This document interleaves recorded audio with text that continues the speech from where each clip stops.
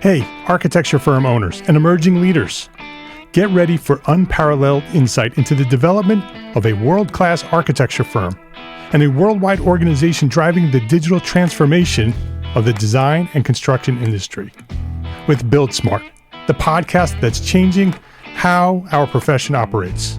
We share the incredible stories behind innovation in the building industry with my friend and co-host, Patrick McLeamy, FAIA, former CEO of the international architecture firm, HOK. You know, Yamasaki's office or firm lasted during his lifetime. And when he passed away, I think that was the end of the Yamasaki office. Helmut did not want that. He wanted a firm that would live out and grow beyond the founders. In Season 1, discover the untold stories behind HOK's meteoric rise, from 150 employees in St. Louis to a powerhouse with over 1,900 staff members and 27 offices worldwide. You know, they weren't as polite as the Kojima people. That was just boom. And anytime you have a creditor, whether it's Kojima or the bank, that wants their money, unless you can raise money someplace else, you are out of business. Bankrupt. And hold on tight for Season 2, where Patrick takes us on a new adventure as chairman of Building Smart International, shaping the future of digital transformation in the design, construction, and operation of built assets. Ian Howell, Ken Harold, and I, Ken was my technical representative from HOK. The three of us took a tour of Europe of 5 cities in 5 days. Very busy time. Simply follow the link in the show notes to subscribe to Build Smart now and uncover lessons that will transform you and your architecture firm.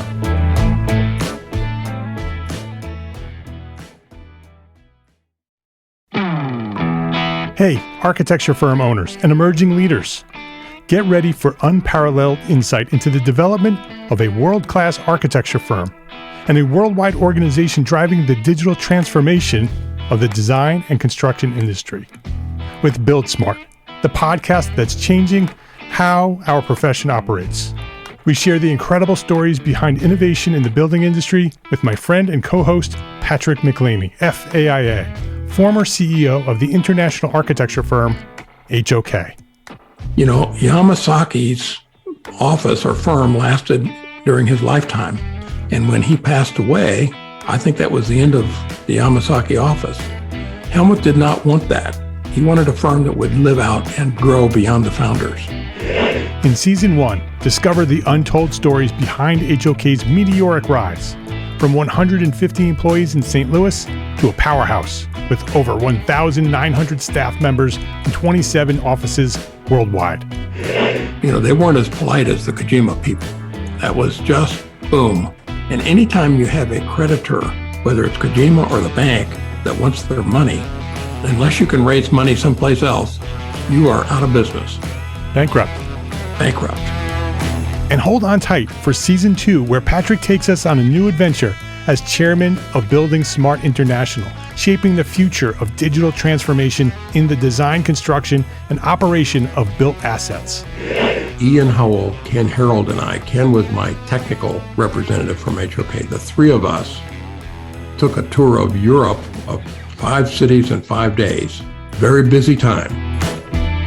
Simply follow the link in the show notes to subscribe to Build Smart now and uncover lessons that will transform you and your architecture firm.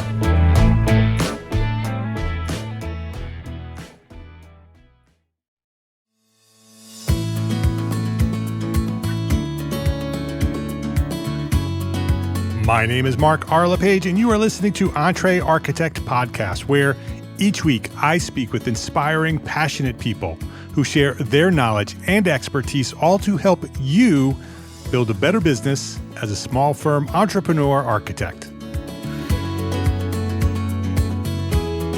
Joe Russo, welcome to EntreArchitect podcast. Hey, thanks so much, Mark. Happy to be here. It's great to have you here. This is going to be an interesting conversation. This is a problem that so many architects have, so many building owners have, so many clients have: permitting. Contractors. Everybody, right? Everybody who's dealing with building departments is dealing with the process of permitting, right? It's an antiquated process that is being run by people that often are very qualified. Sometimes they're not so qualified. That's right. And you're dealing with people who have lots of control, basically total control over whether you're going to build the project that you have designed or not. And so we're going to talk about that. We're going to talk about the permitting problem in our conversation here. Yeah, that power that they like to have, huh? Yes, yes. Well, I think every architect does experience that for sure, right? So I want to talk about that. I want to learn more about you first, though. Let me introduce you, and then I want to learn your origin story. Joe's an architect based in Seattle, Washington. Coming to the Pacific Northwest from the Rust Belt in Ohio, Joe brings a refreshing balance of practical directness and efficiency to the innovative, out-of-the-box thinking he's gained from working with so many award-winning architects over the past 20 years. He's also quite experienced doing construction, gets his hands dirty, swings the hammer, and he prefers to be on the job site than being in the office at a desk. So, which I can relate to. It's something that I really enjoy as well. I love being out on the job site. I spent many years doing that before I became an architect, intentionally knowing that I was going to be an architect, that I wanted to be out there, understanding how buildings get put together, and even more importantly, how contractors and builders think and how they relate to architects, because I have a family who are contractors and builders. And when I said, hey, I want to be an architect, they said, why? And so I wanted to learn how to do all that. I admire that very much. So I can understand your passion for that. You also have a passion for permitting and the problem of permitting, and we're going to talk about that. Before we do that, I want to know more about you as an architect. Go back as far as you want to go back, Joe, and tell us about when you discovered your passion for architecture, and maybe even who or what inspired you to pursue architecture, and bring us up to where we are today. Yeah, so I think like a lot of us, we just had this interest in drawing. When you sit down and draw, for me, it gives me a way of expressing what I'm interested in. And as an only child, I was able to use that to kind of fill my time. So then as I got older and thought about, hey, what do I want to do when I grow up? Oh, I want to be an artist. And I remember my mom letting me know, boy, that's pretty hard. You're welcome to do that. She signed me up for art classes at a local museum. But then she kind of like poked me in this direction that, it's difficult to become an artist and make a living at it, but there's a job called an architect where people pay you to do drawings of buildings. So that sort of pushed me in that direction a little bit. And then, of course, my dad was always handy doing his own DIY projects around the house. And we had a next door neighbor that eventually moved next to us who ran a small residential construction company. And he would bring me on job sites and kept me busy learning how to do rough carpentry, framing, cleaning up job sites. And that's where I really discovered that the construction industry was where I belonged. So that's how I basically got my hands dirty in learning how things work. And that influenced me to also not want to have to do that for the rest of my life, working in really, really cold and really, really hot conditions on job sites, digging holes in the snow, being on roofs. That's one of the benefits of doing it when you're young, right? You realize, wow, I really like this. But when it's 110 degrees out and you're on a roof, you're like, yeah, I think I'd rather be in an office with an air conditioner blowing on my back. Yeah, so that instigated the idea to not do it the rest of my life, but to still be in part of that industry. So architecture was a natural fit for me. So obviously, like most of your listeners, went to architecture school. And when I graduated, there was no jobs. It was in the middle of kind of a recession. And I literally looked in every single state in the whole country. And that's how I ended up in Seattle.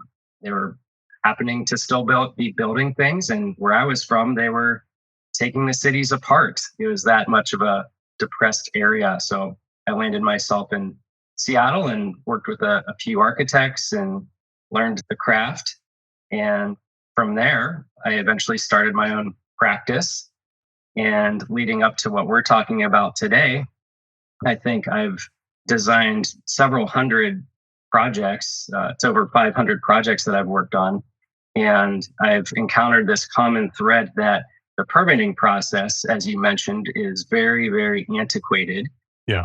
It has gotten, a little bit more modernized with online plan submittals, but I've noticed that there's a definite problem with how it gets executed and sort of the dichotomy between the building plans reviewer and the architect, and this sort of lack of respect for one another, that I've learned that if you can solve that problem and Yeah. bridge those two things together, you're in a much better place. So that's kind of where the permit problem guide was born.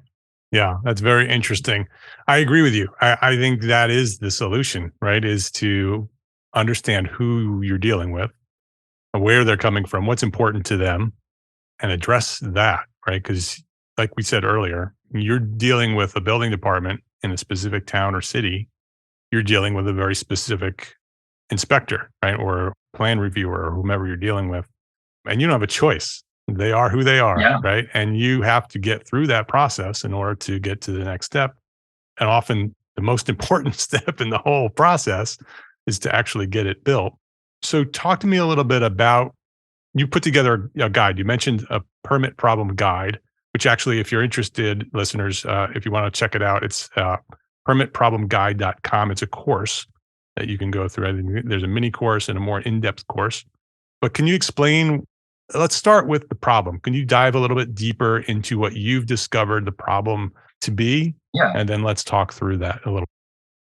So the problem is twofold. One is our problem, our meaning the designers, the architects, because of a lack of knowledge that we have that I endeavor to help people solve. And the other problem is, like you mentioned, something that we're just kind of stuck with the reviewer that reviews our plans and how good of a day they happen to be having during that moment that they look at our drawings. So the problem is often that the building departments are implementing their opinions or incorrect interpretations of what the building codes or the land use codes actually are.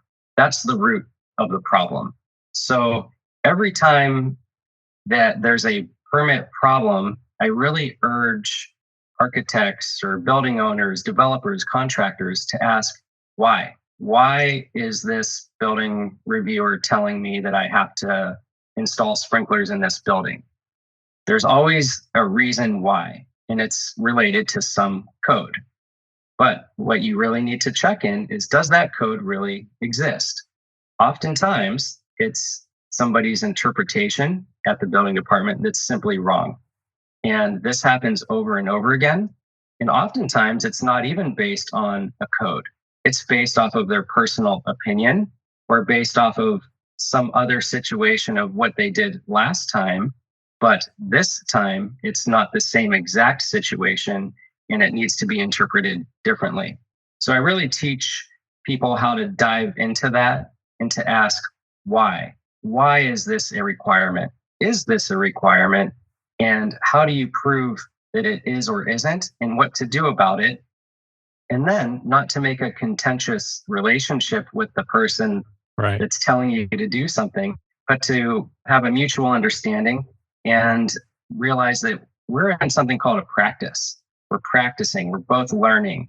We're always endeavoring to do better and to adapt to all the new rules and regulations.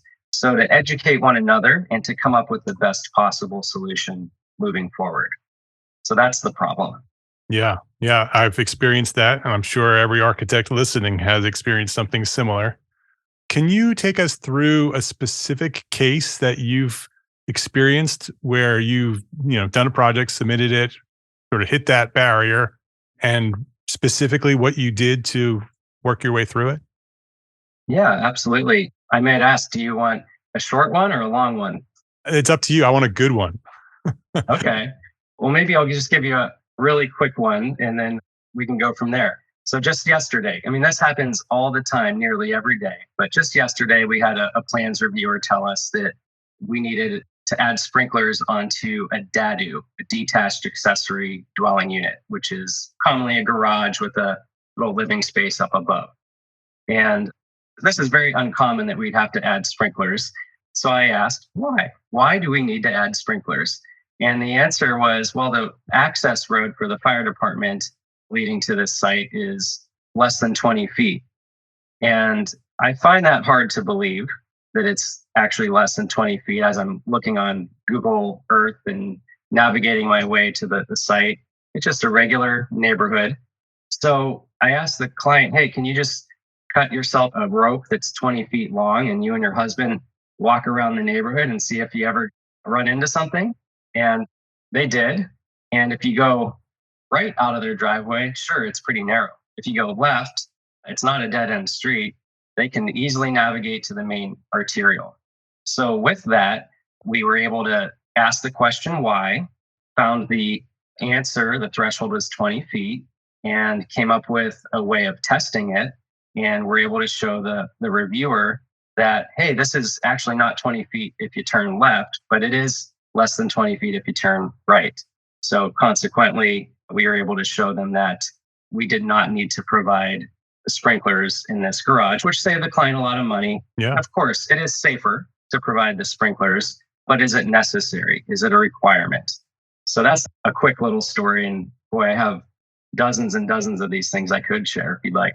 Yeah. Well, let me ask you another specific question, because what we're talking about are personalities, right? We're talking about people here, right? Yeah. We have architects, we have clients, potentially you have contractors, and you have building department officials. And everybody has a personality, right? Some are looking to help solve the problem. Others are intentionally looking to create a barrier. So, they're looking for obstacles that they can put in front of you. I've experienced both. Is there anything specific that you do?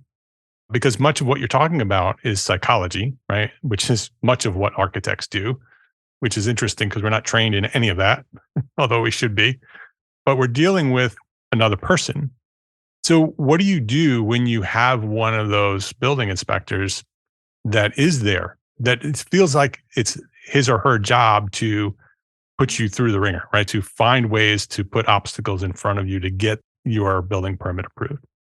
Yeah, that's a great question. And as you were talking, what I did was I just pulled up the permit problem guide mini course to help myself answer that question. Yeah. Because for me, it kind of comes so naturally, but I took the time to kind of spell it out to help others. And you're right. What I've listed out here that I'm going to just kind of summarize back to you, it reminds me where I was able to articulate this from. I read a book that was written by a hostage negotiator, kind of like you see on dramatic movies and stuff like that. And he wrote a book on how to negotiate in a business context. And he uses all of the same strategies that he uses with hostage negotiation when he's just trying to get through a contract negotiation with somebody. Because you're right, it's all about the emotions with the people that you're dealing with. So basically, you have to get that person to like you.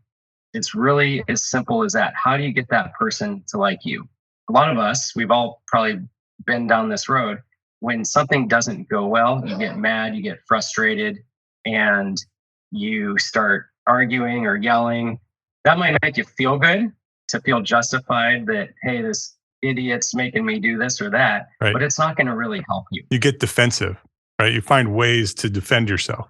Exactly. You can't get defensive. So step one is you need to figure out a way to support their thought process. It's a matter of being empathetic. Try to understand how they came to their mode of thinking and basically just repeat it back to them. Say, hey, I think I hear you saying this. So when you repeat it back to them, it shows that you understand them.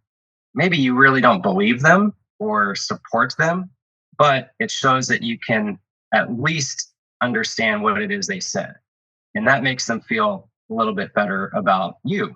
So when they feel better about you, now you're in a position where you can let them know how you feel, right? So when you can let them know how you feel, they're going to be a little bit more open and empathetic to you and understanding your point of view.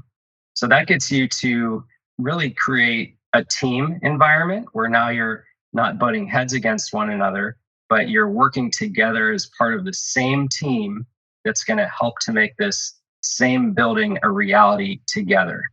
So if you can get there and feel like you're part of the same team, at some point, they're going to feel like they're an unreasonable person to disagree with you. Yeah. Now, this all has to be founded in fact. We're talking about emotion and fact. So the emotion, that part of it is something that you can manipulate. You can try to get this person to be on your team, like I said.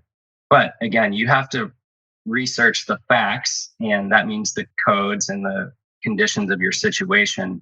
But that empathy, that mutual empathy towards one another is really the key to solving that problem. Yeah, it's very, very interesting because, like you said, the fact is the fact, right? There is a code written, right? And this is how it works. And then it's a matter of interpretation, but there's still a fact, right? There's the rule, and this is the rule, right? And so now it's just a matter of dealing with the personality, dealing with the person who is disagreeing with you, right? And I love that you're essentially saying, okay, you're starting this process on two sides of the table, right? The inspector's on one side, you're on the other side, and you're working to get on the same side of the table, right? You're working with them to say, okay, you start as opposing teams, and now we're on the same team trying to find the same solutions to the same problems with the same goals. That's right. And that's a difficult thing to do unless you know how to do it. And that's exactly what you're talking about here, is giving architects the rules and the process of how to go about that. Stephen Covey, in one of the 7 habits of highly effective people, talks about seek first to understand before you are understood, right? And so that's one of his rules, is to seek first to understand. Find out why they're thinking this. Why are they pushing back? Why is this important to this inspector to deny you this permit based on this rule or this interpretation? Let's take a quick break to say thank you to our sponsors for their support of this episode. Accurate data is crucial, especially in today's business environment. Outdated and inaccurate data leads to turnarounds, delays, and rising costs. With supply chain and staffing issues, these costs and delays can multiply. That's why a resource like arcat.com is so important. Arcat works with manufacturers to keep their data up to date and accurate, and offers it to you easily, accessible, and free. Use Arcat's powerful search engine to find what you need fast and download it right there on their site without needing to pay for anything. It's free. You don't even have to register. So go try arcat.com today. That's ARCAT.com. Unlock your full potential as an architect business owner at EntreArchitect Network. Since 2013, EntreArchitect has been the premier membership community designed exclusively for small firm entrepreneur architects like you.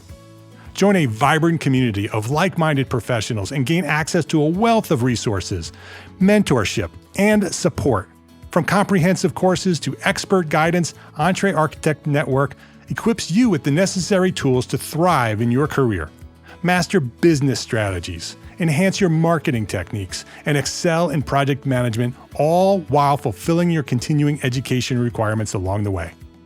Break free from the isolation and connect with a supportive network that understands the unique challenges that you face as an architect business owner.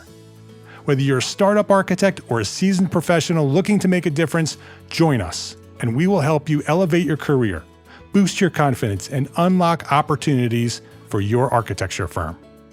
When our community of entrepreneur architects is linked and leveraged as one, there's no limit to the impact that we can have on the world. Visit EntreArchitect.com today and become part of our thriving network. Unleash the full potential of your architecture business. Join EntreArchitect Network today, the premier global business organization for small firm architects. Learn more at EntreArchitect.com.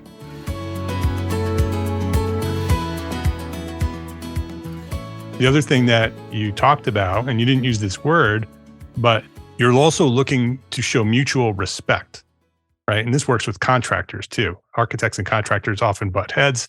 As soon as contractors recognize, and building inspectors are the same way, who are often retired contractors, by the way, as soon as they realize that you respect them and their experience, they very often flip a switch because architects have a reputation of having big egos and knowing everything. And contractors and inspectors often start out resisting because that's their expectation of who you are. But as soon as you show them that that's not who you are, they flip a switch, right? You go from two sides of the table to the same side of the table very, very quickly. Yeah, it's an absolutely different paradigm once that respect has been established. Yeah. One of the other key points here too is, especially with newer architects, people that are new in the field, Yeah. they tend to divulge too much information. Yes. So Yes. one of the first tips that I give people is shut your mouth. So true. Just don't type out that long email. The key is to get the other person to do the talking, because they're going to tell you what their concerns are. If you let too much information out, then you're probably going to say something that's going to shoot your case down, and you won't have much of an argument left. But if you let the other party, the reviewer, the inspector, do the talking, you're going to find what all of those bullet point things are that you can now start to address as you try to solve this permit problem. Yeah, that's very, very wise. Clearly through experience, right? Oh, Because yeah. you're right. Because as young architects, most of us have done that. A lot of it comes from nerves. A lot of it comes from inexperience. You do that talking with a building inspector, often in a planning board meeting, you'll do that, right? You'll say too much in defense, right? In presentation or in trying to get your project approved, you say more than you need to. Yes. And what happens is that maybe one of the members of the board or this building inspector that you're dealing with for this building permit now has something else that they're worried about, right? You just gave them another thing that they have to worry about that they weren't even thinking about. And now that's a problem you're going to have to solve too, because you said too much. That's right. And that's something that as a young architect, I learned too. Actually, I learned that from my wife. My wife, who's also an architect, would go to the planning board meetings with me and I would present and I would shoot off my mouth and they would say something and I would get defensive and I would try to educate this person who doesn't know and say too much and then open up a can of worms of things that weren't a problem that are now a problem. So saying only what you need to say and keeping your mouth closed, and that's hard to do, especially when you know the truth, right? You know the answer and you want them to just know that you know the answer. It is a great rule to just say what you need to say and keep your mouth shut. That's right. And that brings me to the next kind of tip, which is to use ambiguity in your favor. So understanding the codes, like I said, is so important, but to also understand that human beings wrote these codes. They're not perfect. There's an intent there. We use that term all the time. What is the intent of the code? We all know that overall the intent is for the buildings to be better and safer, to protect humans, right? So to do that in a reasonable way, but nonetheless, the codes are written in a fashion that hopefully allows them to be used in every situation possible. But that's where this ambiguity comes in. So when you're in these situations where the building department is interpreting something and it's really not in your favor or against your client's favor, you can think about, well, what is ambiguous about what that person's interpretation is? And where is that ambiguity in the code?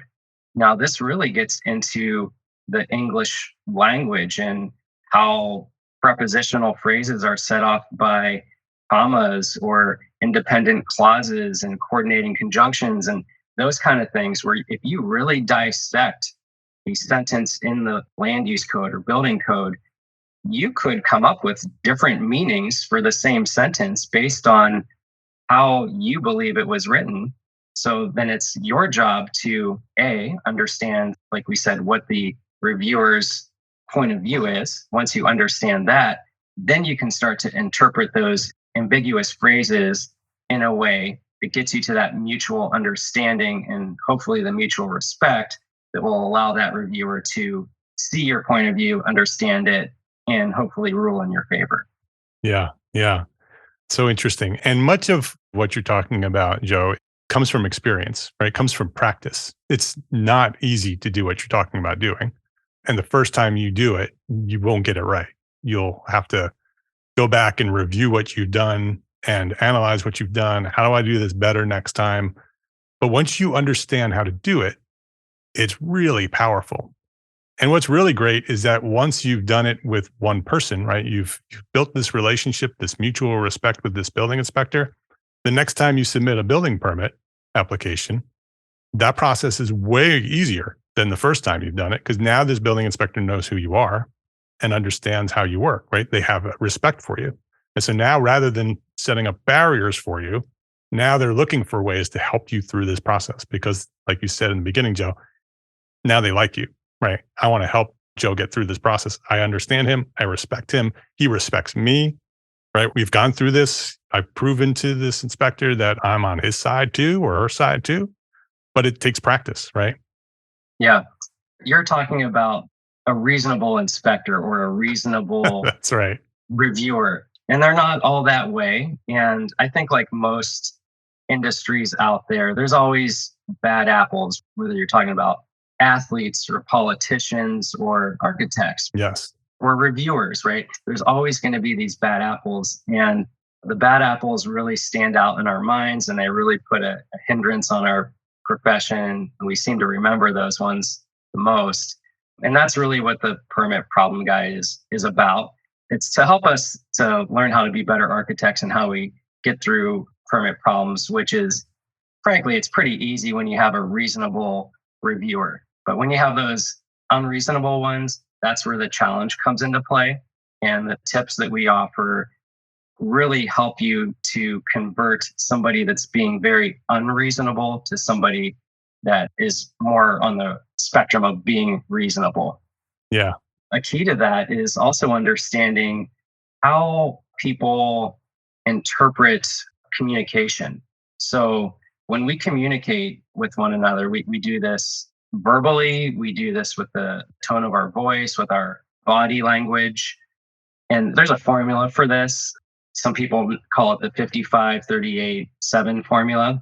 I think that adds up to 100. You might want to check me. Everybody's doing math right now. Yeah, so 55% of our communication is nonverbal. So that's the tone of our voice and our body language. 38% of it is specifically the tone of our voice and how it sounds to people, not necessarily what we're saying, but how it sounds.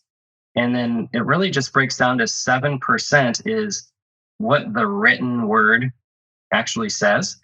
And unfortunately, when we are communicating with building officials, most of that is through email. And we're losing that opportunity that exists with the nonverbal communication. Yeah. And that's really what helps us to establish this camaraderie and this mutual respect. It's really difficult to do through emails. So we give people tips on how to overcome that, strategies to use to try and get people to get better at their nonverbal communication and to push a lot of these problematic situations into a situation like you and I are in now, where it's face to face, even if it's virtual. Yeah. It's a lot better than if it's just through that email exchange that can get very contentious very quickly. Yeah. Super interesting. And I haven't heard anybody else pursuing this problem, this permit problem. And the things that you're talking about are things that every architect is dealing with. I know everybody who's been through this process is recognizing all the scenarios that we're talking about. What was the thing that inspired you to do this? There must have been a moment where you're like, I've figured this out. I'm really good at this now. And I want to share this with other architects. What inspired you to do that? So I've been involved with a lot of these situations, the experience of just dealing with them. But if I had to really pin it down to one moment, I just remember being at a backyard barbecue party somewhere, and somebody asks you, hey, what do you do for a living? And when you say architect, they start asking you all these questions about their own homes and stuff that I didn't really have time for at that moment. So I just said, well, I help people deal with permit problems. And that's just part of what I do as an architect. But I said that, and they said, what do you mean by that? And I said, well, think about a defense attorney. what does a defense attorney do? They help people that are in a problem to solve that problem and to come out the other side, hopefully in their benefit. I do that with buildings, with the building permit process. People will call me with a very specific issue. And what I've learned is oftentimes they're being blamed for something that they didn't do or for something that's not really a requirement, but they're being required to spend tens of thousands of dollars on construction materials or labor to get out of that problem. So I help them to get through that problem by using the rules that are actually written in their favor to support their case by showing the building department that's accusing them of something how they can come out the other side without spending a single dollar on these construction practices that are arbitrarily being required of them because they're not requirements. And that person that I was explaining this to said, wow, that sounds really, really cool. I've never heard anything like that before. And I thought to myself, wonder if he's right. Yeah. So that evening I Googled it and I tried to find, is there anybody helping others to solve permit problems? And I couldn't find anything. So that was the moment where I thought, all right, I already have people asking me for help in these situations. I'm getting myself through these situations. So maybe I can do whatever I can do to help other people out there because I know these are problems that exist for every single architect and builder that are doing any kind of work. Yeah. Yeah. Well, I'm glad you're doing it. It also shows the value of an architect, right? When you responded to that person at the barbecue that you help people solve a permit problem, it's much more valuable to them than I'm an architect, right? Which immediately they just think, oh, we draw pretty pictures, right? That a builder builds. But when you explain what you just went through, you're like, oh, wow, that's a really valuable service that person provides, much like an attorney who gets paid a lot of money, right? Now you instantly show the value of what one piece of what we do is how that's valuable to the clients that we work with. Yeah. And the analogy with an attorney, we're not practicing law, but in a sense, architects interpret law. And there's an element of that. And those attorneys, they do charge, like you said, a lot of money for the service they provide. And I have found that when I am helping people solve permit problems, I'm able to charge attorney rates. And people are happy to pay it. They are so happy to pay it. And if you were to ask me maybe 10 years ago what the best thing in my job has ever been, I'd probably think about one of the cool buildings I've designed and show you a picture of it. But I think if you were to ask me now, one of the best moments in my career, it would probably be a situation where there's just an old guy who replaced a window on his garage and got a building permit violation because he didn't get a permit to replace his window that got broken because his lawnmower bit a stone at it. And he's freaked out and has letters coming from building departments with fines and stuff.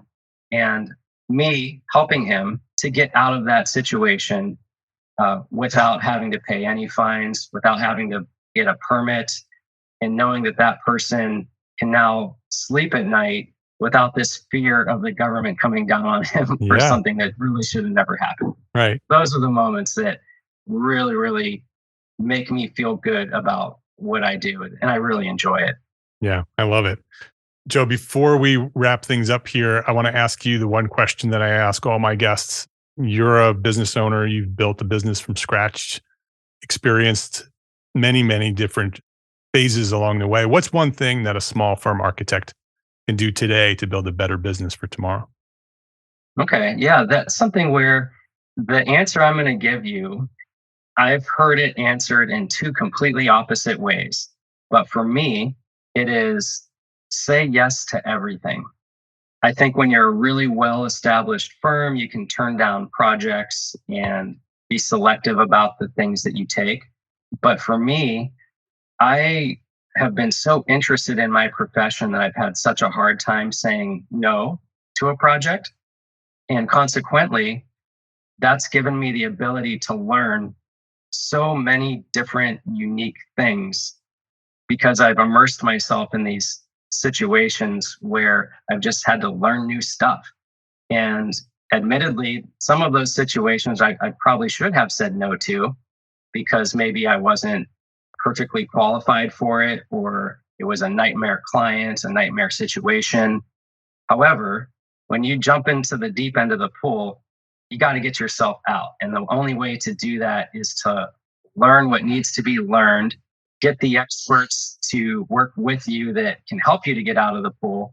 Because if you don't, then you're stuck, right? So learning everything about those situations by simply saying yes to them has allowed me to have such a broad sense of knowledge that I can now use and implement into all the rest of my projects. And I'm a better architect for it. Yeah, what a great answer. His name is Joe Russo. You can learn more about the Permit Problem Guide at permitproblemguide.com. There's a mini course. It's pretty reasonable. I think it's like $100, something like that. We have a promotion going. It's $39 right now. All right. So there you go. It's even less. So permitproblemguide.com. And then there's a more in-depth version as well. Go check it all out at permitproblemguide.com. We'll have a link on the show notes as well. If you're driving, just go to the show notes for this episode, click the link, and it'll go directly to Joe's website. Joe, thank you for coming by here. When you first reached out to me about this, I'm like, oh, this is an interesting problem, right? This is something that we all deal with, and I'm curious to find out what he's selling here. But it's really interesting, the conversation that we just had. We all go through this, and we all run into this same problem. And so many of us have to learn this from experience, right? Making many mistakes over and over and over again through many years, probably before you get good enough to sort of understand how to navigate this problem of permitting. But you put together a service here that many architects can really jump right in, learn what you've learned through experience, and start using it today, right? Using it on your next permit. So permitproblemguide.com. Thank you for coming by here, sharing so much about things that you've learned. I'm sure that there are lots of architects right now who could take what we've just talked about and go use that today, but also to put together a course like this to be able to share what you've learned is really valuable. So I appreciate you for doing that as well. Thanks for coming by here at the EntreArchitect podcast. All right, my pleasure. Thanks, Mark.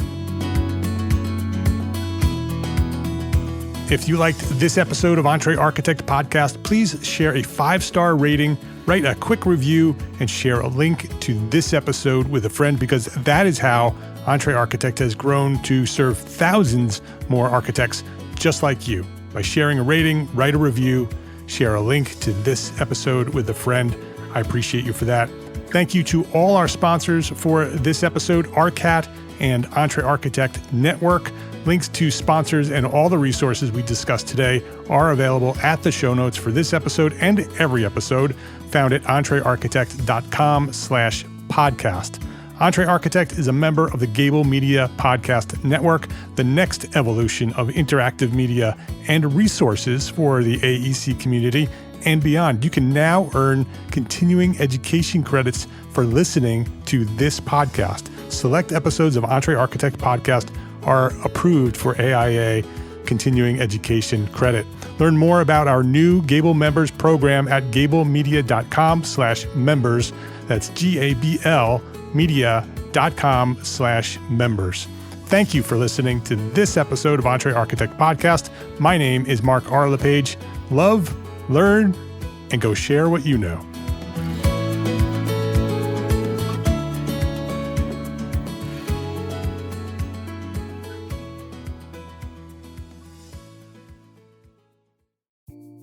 Imagine earning continuing education credits while doing exactly what you're doing right now. Well, you can. Gable Media has revolutionized the way you earn your continuing education credits with a groundbreaking approach. Forget running around town and scouring the internet for credit-worthy courses. Fulfill your CE requirements effortlessly by listening to engaging podcasts just like the one you're listening to now. Our podcasts are designed to educate, entertain, and inspire, all in a user-friendly environment. But wait, there's more. Architects, Gable Media is also approved as an AIA continuing education services provider. Upon completion, we handle everything. From reporting your hours directly to the AIA to storing your certificates in your personal Gable Media profile for your self-reporting needs.